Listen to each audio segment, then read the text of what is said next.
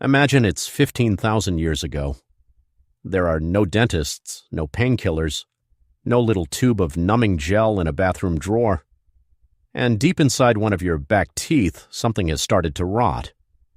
At first, it's just a twinge when you chew. Then it's a dull ache that won't go away. Then, one night, it becomes the only thing in your entire universe, a white-hot spike of pain radiating through your jaw, into your ear, behind your eye. You can't sleep. You can't eat. You can't think about anything else. You would do anything to make it stop. So here's the question that's going to haunt you for the next several minutes. What did they actually do? Because the answer is stranger, older, and far more brutal than you think. And by the end of this video, you'll understand why your mouth is basically a 300,000-year-old war zone that never ended. And I promise you this, the very last method they used, the one we'll get to at the end, is so disturbing that people still argue about whether it was medicine or something else entirely. Stick around for that. Okay, let's talk about pain. Here's the first surprising thing. Toothaches didn't start with humans. They're older than us. Fossil hunters have found cavities and dental abscesses in creatures that lived hundreds of millions of years ago. There are dinosaurs with rotten teeth. There are ancient fish with worn, infected jaws. The moment animals grew teeth, they inherited the curse that comes with them. Teeth are alive. They have nerves. And nerves can scream. So by the time early humans showed up, the problem was already ancient. We didn't invent the toothache. We just inherited it. And then, as you'll see, we made it dramatically worse. Because here's what makes human teeth special. And it's not good news. For most of our history, hunter-gatherers actually had remarkably healthy teeth. Their diet was tough, fibrous, gritty, meat, roots, nuts, wild plants, almost no sugar. Chewing all that hard food scraped their teeth clean like natural sandpaper. Studies of ancient hunter-gatherer skulls show cavity rates as low as 1 or 2%. Some populations had almost perfect teeth their entire lives. Compare that to today, where the vast majority of adults have had cavities. So what changed? Why did our mouths fall apart? One thing changed everything. Farming. When humans started growing grains around 10,000 years ago, our diets flooded with soft, starchy, sugary carbohydrates. Bread, porridge, gruel. And the bacteria in our mouths, which had been quietly minding their business for eons, suddenly had an all-you-can-eat buffet. Those bacteria feast on sugar and produce acid. That acid eats through the hard enamel of your teeth, drills down into the soft living core, and reaches the nerve. That's the moment a cavity becomes a scream. Cavity rates exploded. Some early farming populations went from almost no tooth decay to rates you'd recognize today. Skulls from that era show mouths full of holes, abscesses, and lost teeth in people who were barely 30 years old. We didn't just invent agriculture, we accidentally invented the toothache epidemic. And once it arrived, it never left. Quick thing before we go deeper, if you're enjoying this, hit like and subscribe. It genuinely helps this tiny Stickman channel survive against the giants. Okay, back to the pain. So now our ancestor is in agony. What are the options? Let's start with the gentlest and work our way toward the nightmare.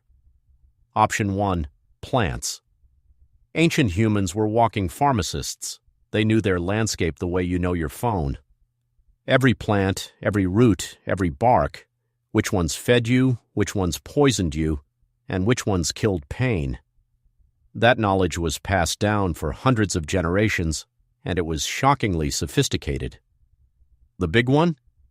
Willow bark. Willow bark contains salicin, the natural chemical cousin of the active ingredient in aspirin. Think about that. People were chewing willow bark for pain thousands of years before anyone knew what a molecule was, before anyone understood why it worked. They just knew that if your tooth was on fire, you chewed the bark and the fire dimmed. Others use cloves whose oil contains eugenol, a natural anesthetic still used in dentistry today. If you've ever had a dentist dab something on your gum that smelled sharp and spicy, That's the same compound our ancestors were pressing into their aching teeth 10,000 years ago. And we're not guessing about any of this. Scientists have analyzed the hardened plaque on Neanderthal teeth. Yes, we can actually do that, and found real traces of medicinal plants locked inside. One Neanderthal, suffering from a painful dental abscess and a stomach bug at the same time, had chemical evidence of poplar in his plaque. Poplar contains salicylic acid, the painkiller. So a Neanderthal over 40,000 years ago in agony from an infected tooth was self-medicating with a natural form of aspirin and possibly even a natural antibiotic mold. Let that sink in. Pain relief is not a modern invention. It might be one of the oldest ideas we have. These were not stupid brutes. They were desperate, clever people fighting the exact same enemy in your mouth right now. But willow bark only takes you so far. When an infection took hold, when the tooth was truly dying from the inside, chewing a leaf wasn't going to cut it. And this is where our ancestors got inventive. And a little terrifying. The world's oldest fillings. In Italy, archaeologists found teeth over 13,000 years old with the decay scraped out and packed with bitumen. Tar, basically ancient asphalt, possibly mixed with plant fibers and hair to hold it together. It was crude. It was sticky. It probably tasted horrific. But it was, functionally, a filling thousands of years before the first dentist's chair ever existed. Someone looked at a rotting tooth and thought, I can seal that. And they did. Then there are the drills. In Pakistan, at a site called Mergar, researchers found human teeth from 9,000 years ago with near-perfect holes drilled straight into them. The holes were made using flint-tipped drills, the very same technology those people used to make beads and jewelry. Picture it. Someone sat down with a tiny stone drill, probably spun with a little bow like you'd use to start a fire, and pressed it into a living tooth to try to grind out the rot. By hand. Slowly. And there was no anesthetic on earth strong enough for that. Maybe some willow bark, maybe a friend holding you down. Maybe nothing at all but a stick to bite on. Take a moment to really imagine the courage or the sheer screaming desperation that required. That's how bad the pain must have been. Bad enough that grinding a hole in your own tooth felt like the better option. And yet none of these were the most extreme thing our ancestors did. Because sometimes the tooth wasn't the real enemy. Sometimes the infection didn't stay put. It spread into the jaw, into the blood, up toward the brain. And when it reached that point, it could kill you. Dental infections absolutely killed people, routinely, for most of human history. A toothache was not always just a toothache. Sometimes it was the beginning of the end. So when the pain became unbearable and the infection turned life-threatening, people turned to something far more radical. Here's the method I promised you at the start. The last resort was simple, terrifying, and shockingly common across the entire ancient world. They pulled the tooth out, by force. No numbing that actually worked. No painkiller strong enough to matter. Just a tool, a steady hand, and a scream that the whole village could hear. Some cultures use their fingers and a piece of cloth. Some use primitive metal pliers.